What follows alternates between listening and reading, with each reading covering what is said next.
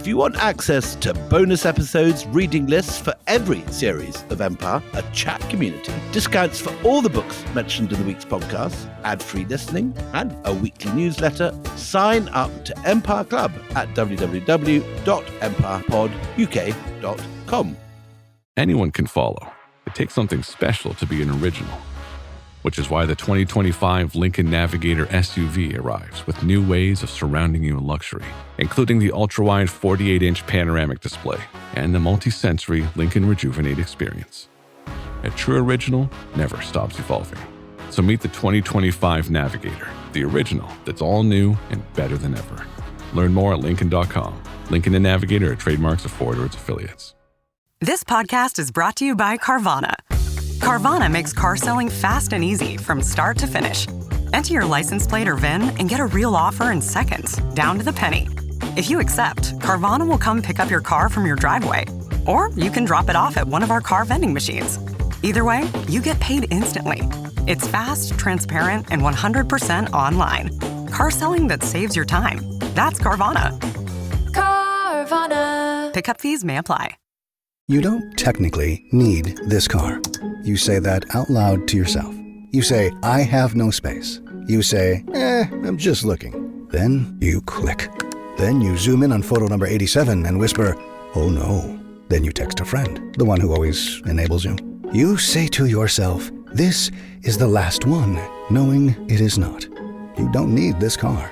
But maybe, just maybe, this car needs you. Bring a trailer. It's never just a car.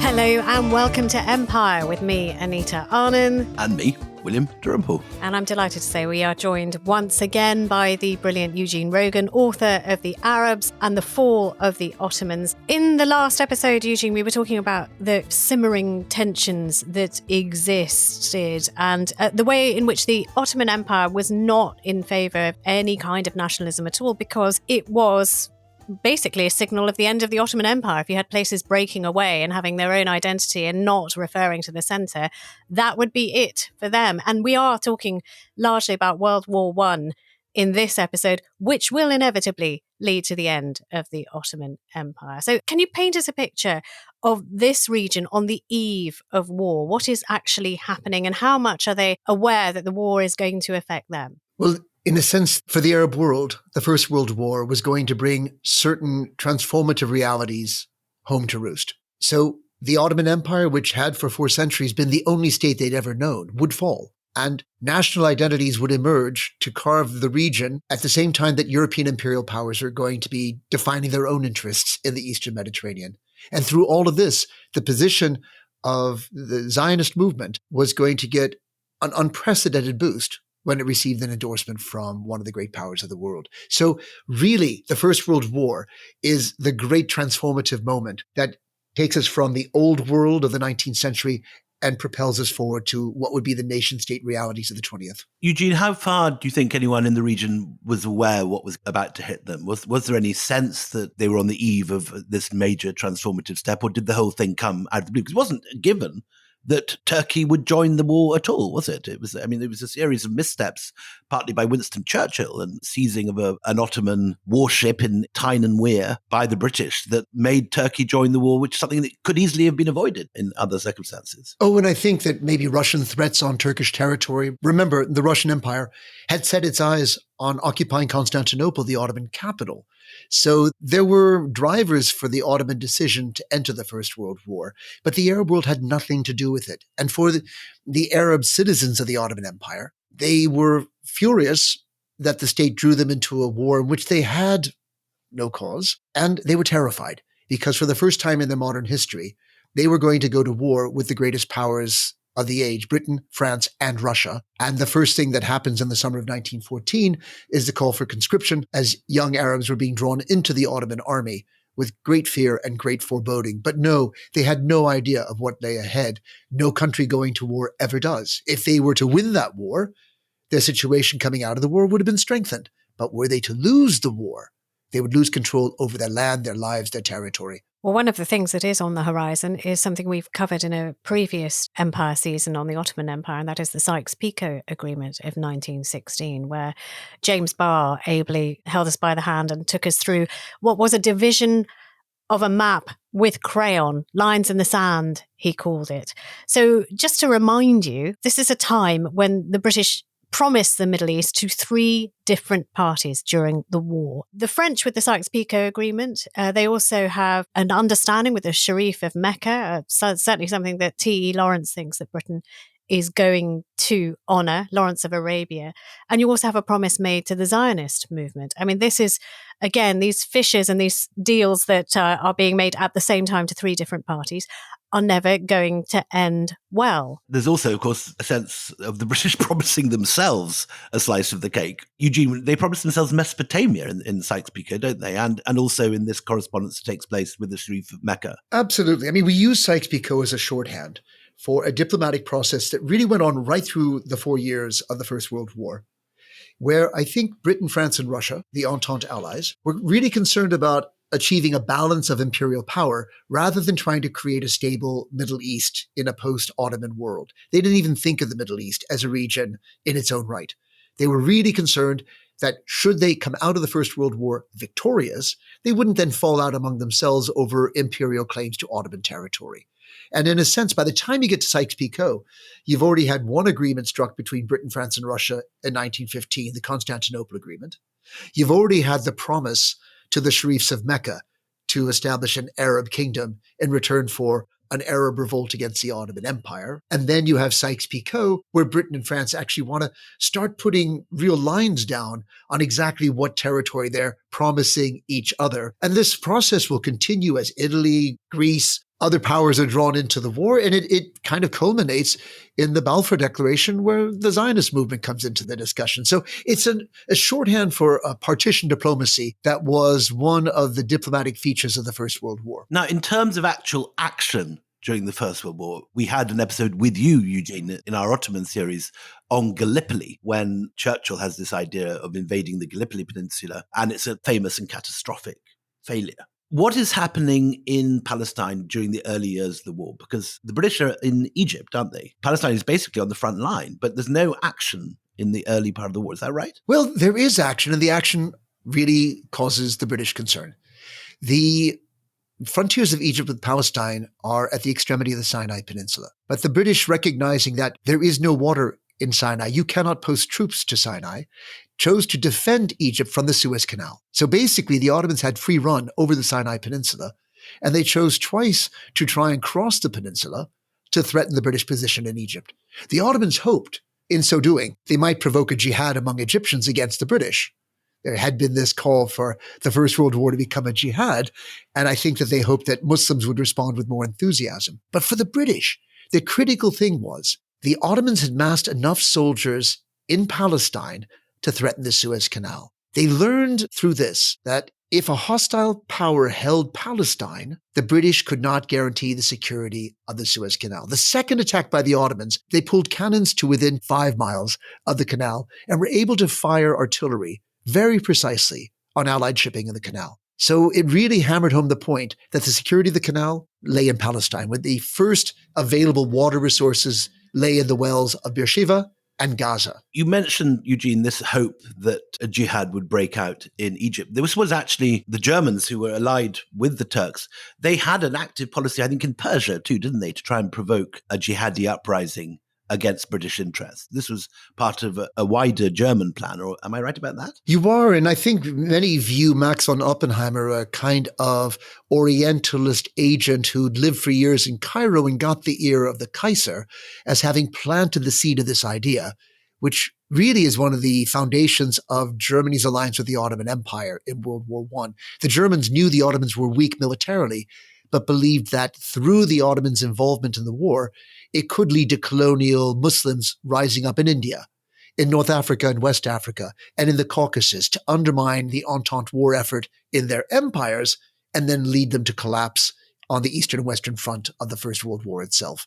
So that idea was made in Germany, no doubt about it, but the Ottomans actively believed that the unpopularity of the British in Egypt meant that all it took was a bold gesture by the Ottomans to inspire the Egyptian Muslims to rise up against their British occupiers.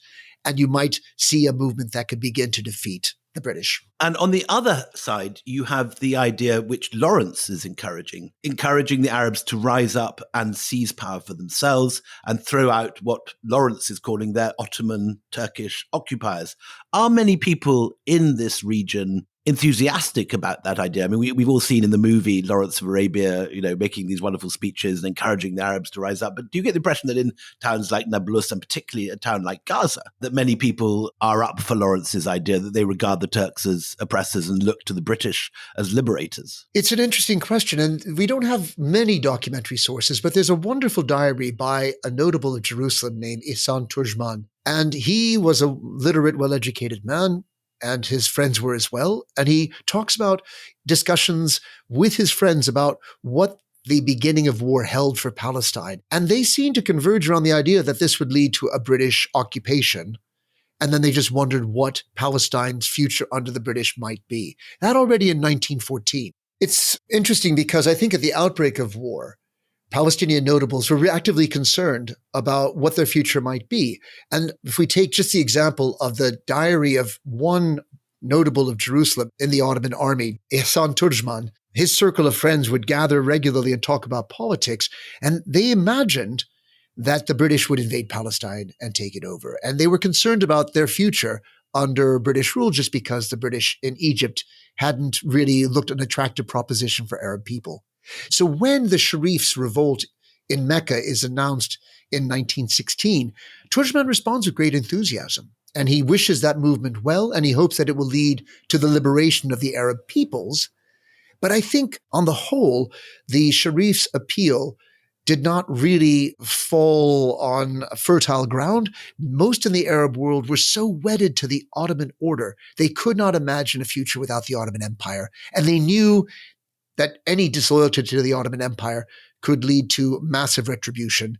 Jamal Pasha, the Governor General of Greater Syria, including Palestine, during World War I, notoriously hanged Arab nationalists in Damascus and Beirut to set the example. So I think that the response was muted, but the future was in question, and I think people were nervous. And people presumably were looking also at what was happening at the Armenians, who had risen up against the Turks and suffered this brutal genocide in 1915 to 16. Knowledge of the Turkish action against the Armenians only began to filter into Syria and Palestine in the later 1916-1917 period, when surviving Armenian refugees made their way through Greater Syria and came to settle in towns and villages around Palestine and Transjordan. And the Armenian quarter in Jerusalem had many refugees. In my early travels in Jerusalem, I remember meeting people who'd come from the Black Sea area. Absolutely. So, I mean, the British are still eyeing Ottoman Palestine because, if you're going to defeat the Ottomans, you've got to do it comprehensively. And they start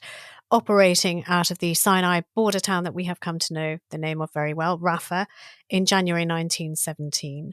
But it is really difficult to operate in the middle of ostensibly what is a desert. You need water, you need to have supply lines. And so there is an idea that actually, there is a place not far from here, Gaza, would be a much better site. And so actually, I think operations are paused until you can have enough men moved up to then take Gaza. And so you have this sort of extended railway building, don't you, to try and get to Khan Yunis, which, again, another name that we know very well through the news, in 1917. Now, just tell us what a feat it is and how quick it is for the British to set up this railway and how pivotal it is to what happens next. Absolutely. I think, first off, the British had set their sights on Gaza from the outset. And they recognized the only way that they were going to get there, through the arid wasteland of Sinai, was to provide water through a pipeline. So basically, the campaign force only progressed at the speed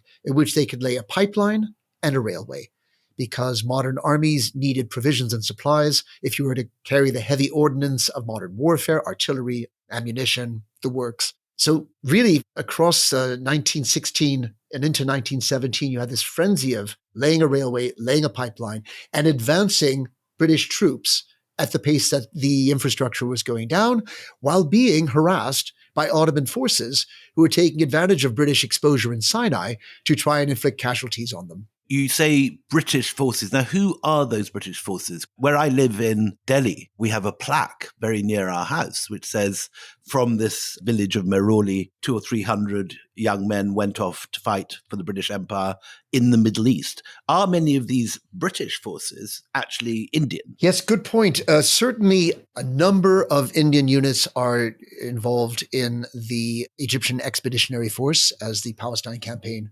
came to be known. But I think that a large number of the troops were actually Anzacs from Australia and New Zealand. You see them in their recognizable hats and whatnot, drafted into units of Camel Corps, so the Cameliers, with their whalers, as they called their horses, into cavalry units, because on this landscape with no roads, the only means for an army to advance was on horseback or on camelback. So you've got this parallel track of water pipe and railway heading towards Gaza. I'm sure the people of Gaza would have seen it approaching because, it doesn't happen overnight. So what is happening in Gaza itself as these two tracks are getting closer and closer to their city? What the people of Gaza themselves know is a mystery to us because it was happening over the further horizon. It's a time where you don't have aerial surveillance, but certainly the Ottomans and Germans were aware that the British were on the move towards the frontiers of Palestine, and they began to establish entrenched positions to defend this territory against what was apparently a very large army. Yeah, and the man who is sort of leading the charge, if you like, is a man called General Murray, or Old Archie is his nickname. Now tell us who he is and tell us his story. General Murray was an old soldier. He'd fought in the Boer War, and he'd actually served in France before being dispatched to Middle Eastern service. So he only took lead of the Egyptian Expeditionary Force in January of 1916.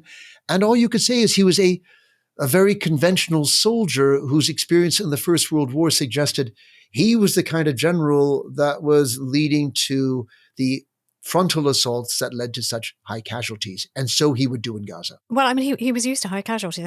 He served in the Second Boer War as well. So the sort of style of combat that he was used to. He was also involved in France in the Battle of the Mons.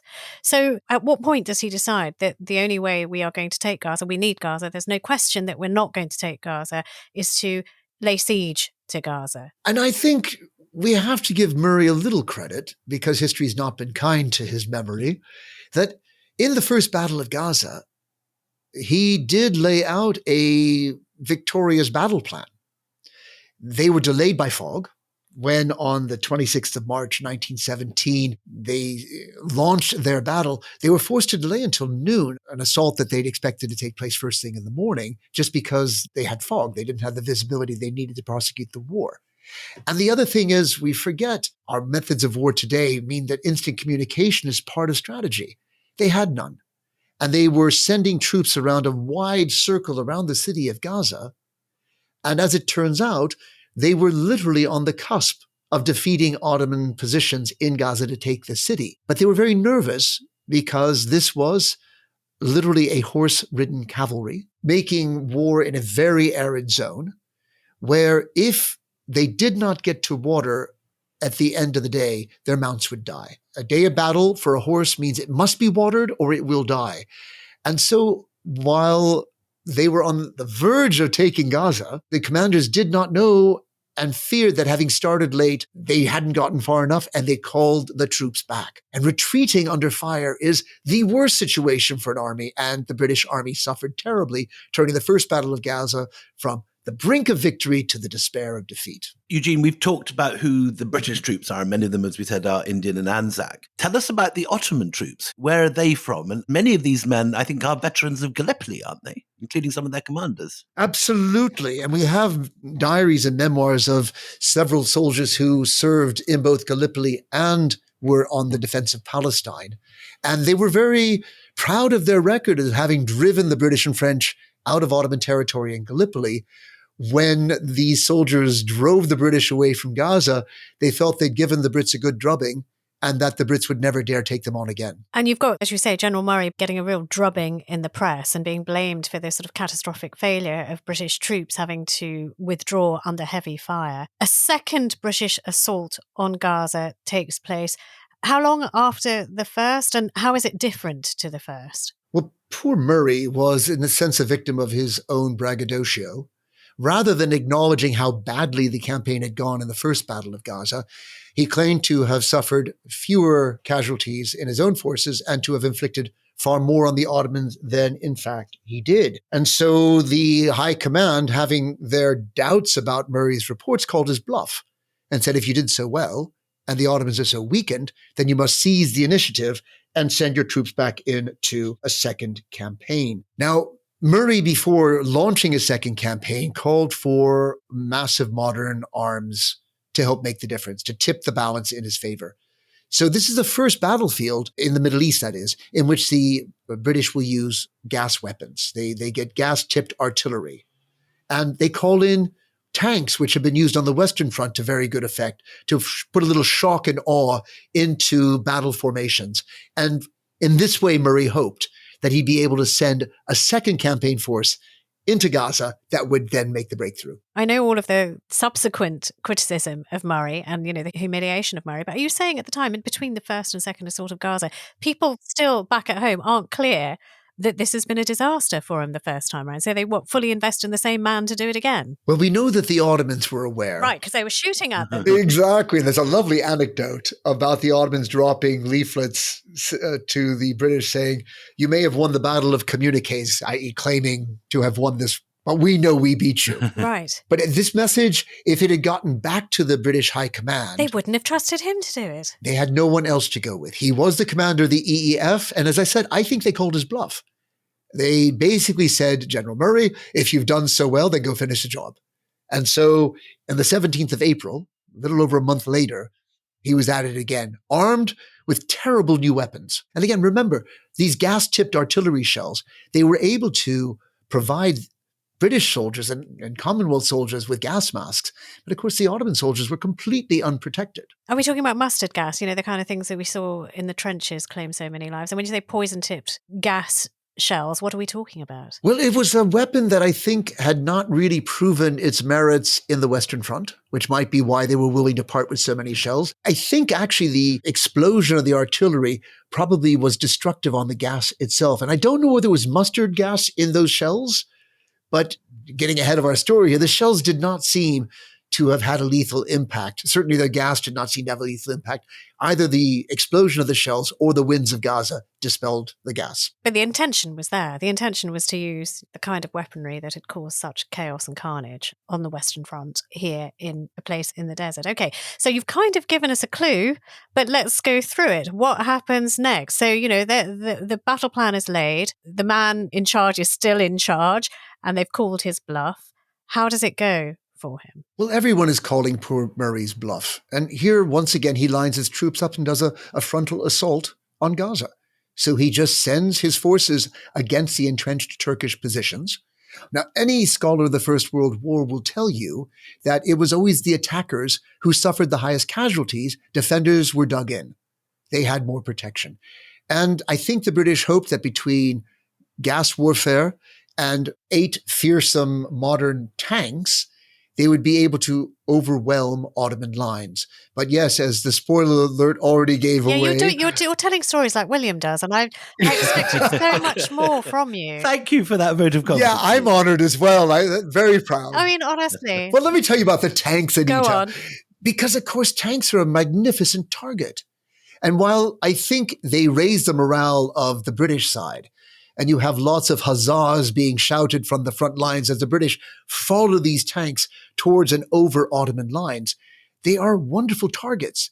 And the Ottomans basically had at the tanks with everything they had, artillery and machine gun, and they just started blowing up. And as the tanks blew up, it raised the morale of the Turkish soldiers and defeated the morale of the British soldiers. And suddenly the Brits found themselves deep into Ottoman territory without their mighty tanks to protect them and being picked off by brutal Turkish gunfire. And I'm afraid the Second Battle of Gaza ended yet worse for British forces than had the first. Higher casualty figures. The British lost about 3 times the number of dead that the Ottomans did. About 6,500 British killed, about 2,000 Ottomans killed. So the Second Battle of Gaza, an even worse catastrophe, and adding to a record of defeat at the hands of the Ottomans, that starts in Gallipoli, continues in Mesopotamia in the siege of Kut, and now in the Second Battle of Gaza. They've lost twice at the gates of Gaza. Yes, it's not going well. And these poor Australians and these Sikhs, there are pictures of them on their camels. The tanks are blowing up in front of them. And these guys are exposed on these camels to Turkish machine guns. Well entrenched, well hidden, and it's a massacre. It was a dreadful battle. And I think from the distance of over 100 years and geography, we have a bit of detachment from it. But if you were in Gaza and you heard the guns, the sounds of battle, then I think the fear must have just been devastating. And of course, in what comes next, Gaza is going to really become a target. Well, I mean, one thing that does happen is that General Archie Murray cannot rewrite history again in such a short space of time. So news of his failures do finally get out and reach Britain, and he loses his job. He is replaced by a man called General Allenby. Join us after the break when we talk about what Allenby does.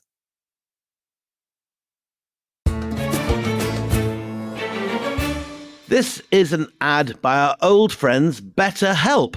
Empires rise on armies and campaigns and treaties, but they, of course, endure through guides, those who listen, the healers in the world. And on the 10th of October, World Mental Health Day, we reflect on the importance of mental well-being and those who support it. Therapists may not command legions, yet they help us confront the sieges within, grief, doubt, and the complexities of our own labyrinthine minds.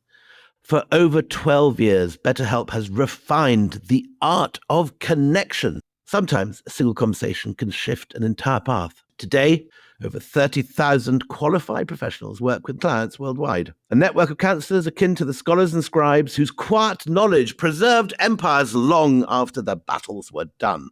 So this World Mental Health Day, we pause to recognize those cartographers of the inner world. If you're ready to find the right therapist for you, BetterHelp can start you on that journey. Our listeners get 10% off their first month at betterhelp.com/empire. That's betterhelp.com/empire. Introducing Meta Ray-Ban Display, the world's most advanced AI glasses. With a full color display built into the lens of the glasses, it's there when you need it and gone when you don't. Send and receive messages, translate or caption live conversations, collaborate with Meta AI, and more. Be one of the first to try Meta Ray-Ban Display. Visit meta.com/Meta Ray-Ban Display to book a demo and find your pair.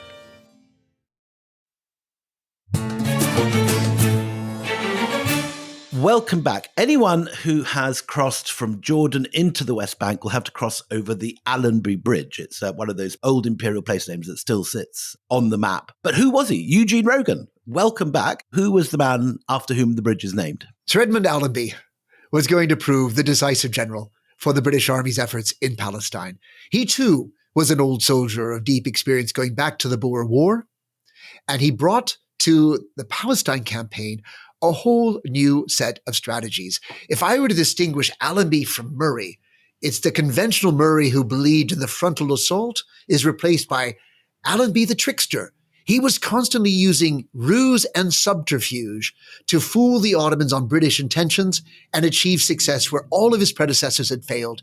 And when it came to taking the gates of Gaza, his methods would prove entirely successful. And just one other sort of little side note on that. He very famously took on Earl Haig in a full frontal assault. Haig, who had been sending countless men into the mincer by just telling them to go over the top and go straight for it. Allenby was very critical of the way Haig prosecuted a war. So he is a new thinker in the British military establishment, a sort of a maverick, if you will. So he goes, though, he goes with David Lloyd George, who's the Prime Minister. He goes with his blessing. And Lloyd George tells him something sort of quite crazy. He says, I want you to conquer Jerusalem by Christmas. That is his direct order, is it not? He wants a Christmas present for the British people, I think is the phrase that he says. Yeah. Which made all the sense in the world because, of course, what was sapping morale on the home front was the unmoving trench warfare of the Western Front. And they looked to the Ottoman front. And remember, for the British and French, the Ottoman Empire was simply the weakest link in the Central Powers chain. There was no reason why they should be doing so well against the superior British and French armies. So they expected a breakthrough, and that there would, at least on the Middle Eastern fronts, be a war of motion to replace the terrible trenches of the Western Front. And that was what Allenby was asked to deliver, a breakthrough and a war of motion that would once again give the British public confidence that they could win this war. So let's talk about the third British assault on Gaza. When does it begin and how does it look and feel different? Well, the third assault of Gaza is going to take place in October 1917, Halloween, actually, 31st of October. And here's where we see the genius of Allenby already beginning to manifest. He's surveyed the territory. He does not want to repeat Murray's mistakes of a frontal assault on Gaza leading to high casualties. And he realizes from his reconnaissance missions that the area around Beersheba is less well defended, particularly to the east, where the Ottomans relied on topography, highlands, and rough terrain to serve as their shield against attack. And Allenby had a vision of coming around from the eastern side of Beersheba, breaking through Ottoman positions there. There are wells in Beersheba, so you could water your horses, and then outflank the Ottomans in Gaza to make a breakthrough and to get through their positions without having to come through their well-defended southern lines. But he didn't let on to that. And they use all these wonderful subterfuges. So you have the story of a British intelligence officer who goes forward to Ottoman lines as if he's lost, engages Ottoman guards in a gunfight, gallops away as if wounded, and drops his satchel. And his satchel is full of war plans for an attack on Gaza. This is a precursor to that great Enigma plan in Operation Mincemeat. Absolutely. But typical Allenby. And then the other is he definitely masses troops and artillery as if he's about to launch a frontal assault on Gaza. But at night, he is moving troops eastwards towards Beersheba, to the east of Gaza, to have the troops silently in place without letting on their presence. And so when the order for battle is given, yes, guns open fire on Gaza as though in anticipation of a third frontal assault. But the assault is going to come in the east at Beersheba.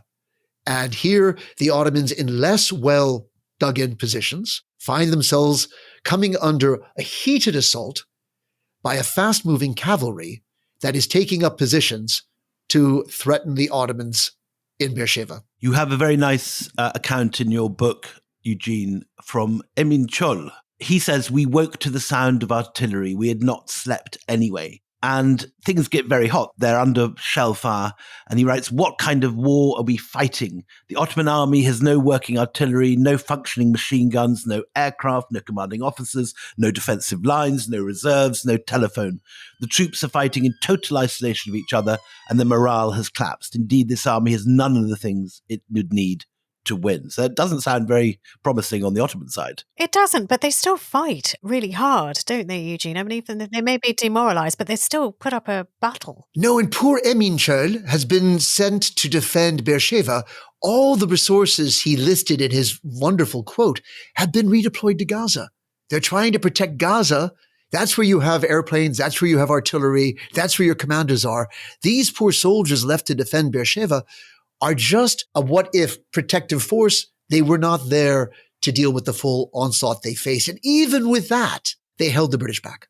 They were absolutely heroic in their defense of Beersheba. And it takes a decisive decision by an Australian cavalry commander to break with the war plan, a very dangerous thing to do in the heat of battle, because they were once again afraid that if they didn't get to Beersheba before sundown and secure the wells before the Ottomans might destroy them, they wouldn't have the wherewithal to water their horses.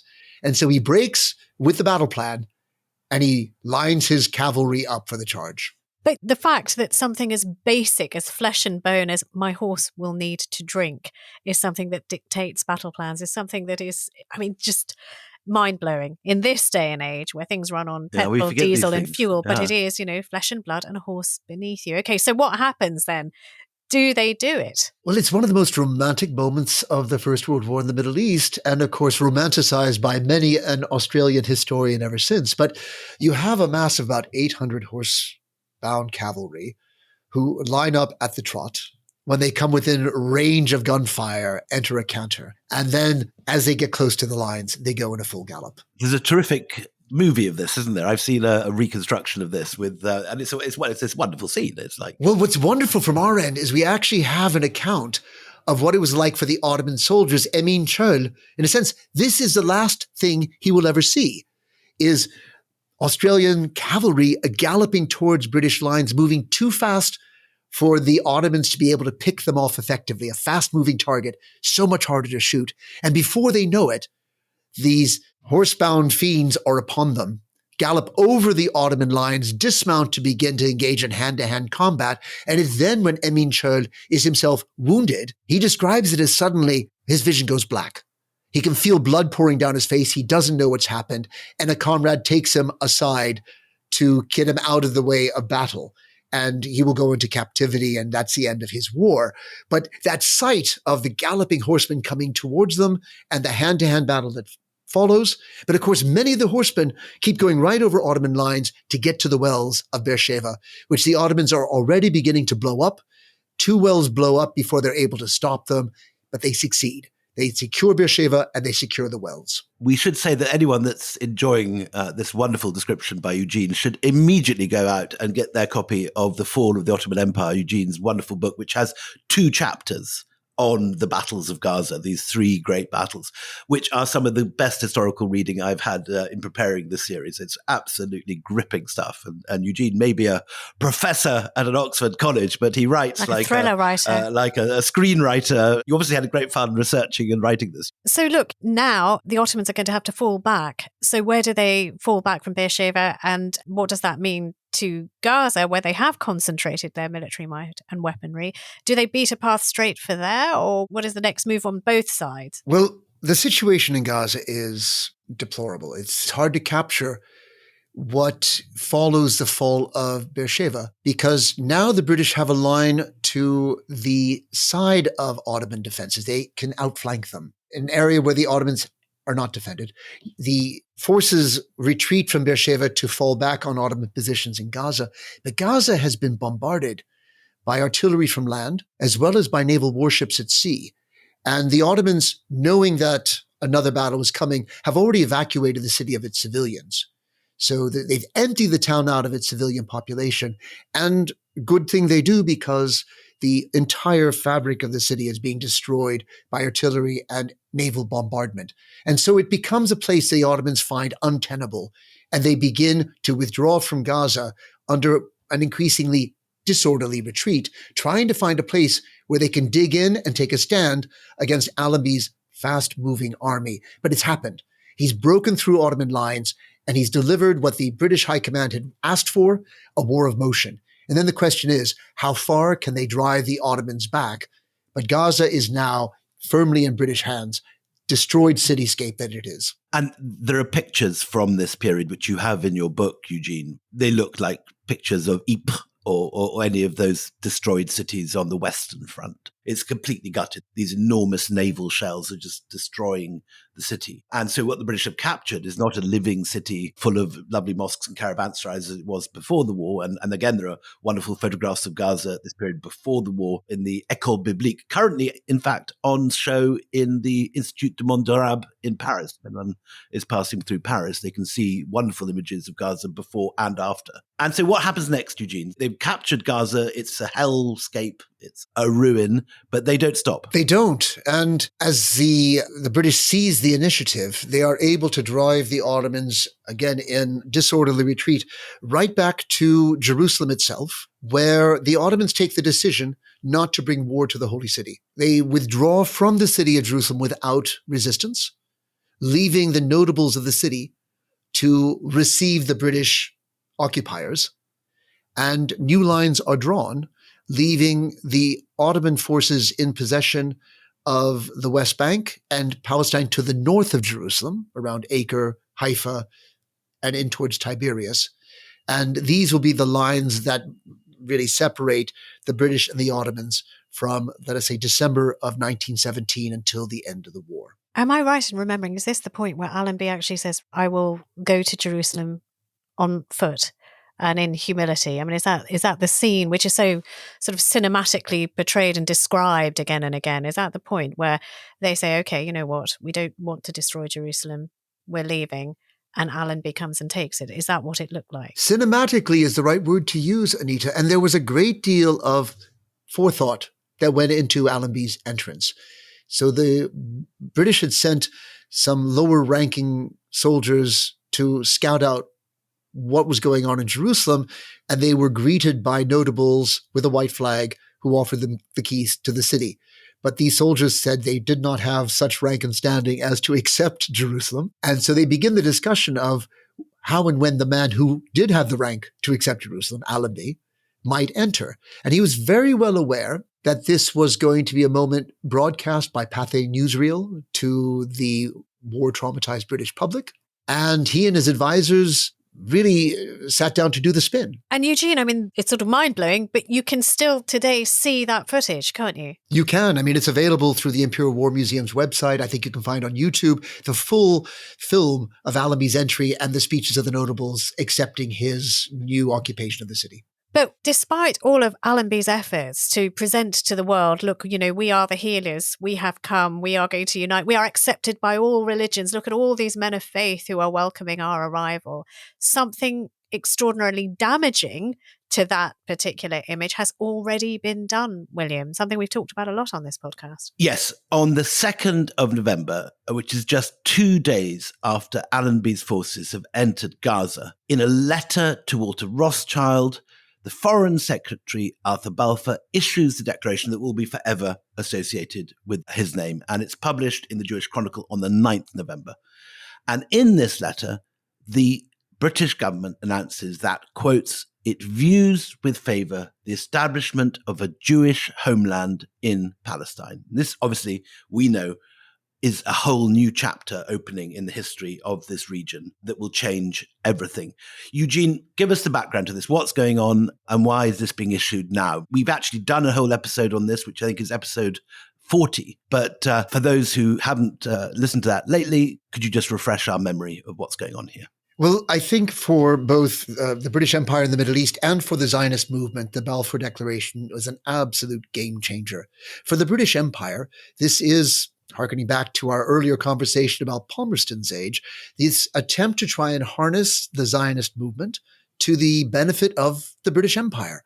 If the British were promising the creation of a Jewish national home in Palestine, it wasn't to give Palestine to the Zionist movement so much as to use the Zionist movement to stake a claim to Palestine, which in Sykes-Picot was a territory shared between Britain, France, and Russia. But rather than claiming Britain was doing this out of its own selfish self-interest, the British could say that they were doing so for the historic movement of restoring the Jewish people to their biblical homeland. For Zionism, it was yet more momentous. Until now, their movement had been a dream. How to reunite a people scattered in diaspora in one territory to create what Herzl had called for, a Jewish state. Now they had the backing of the greatest imperial power of the age. And suddenly the unrealistic idea of Zionism suddenly became a political movement with legs. And that was going to transform Palestine, the Middle East, the world. In the next episode, we're getting another friend of the show, the wonderful Caroline Elkins, who is the author of the extraordinary book, The Legacy of Violence, and who we had on last on the show for Mau Mau. She's coming back to talk about the British Mandate, and we're going to hear more about the Balfour Declaration there and the role played by Weizmann, the extraordinary lobbying that he succeeded in doing in Downing Street. We'll be having Eugene back for the end of this series, of our last episode, with the end of the British Mandate, the birth of Israel, and the Palestinian Nakba. So we'll be seeing Eugene again then. But from me, William Dalrymple, goodbye. And me, Anita, Anand, goodbye.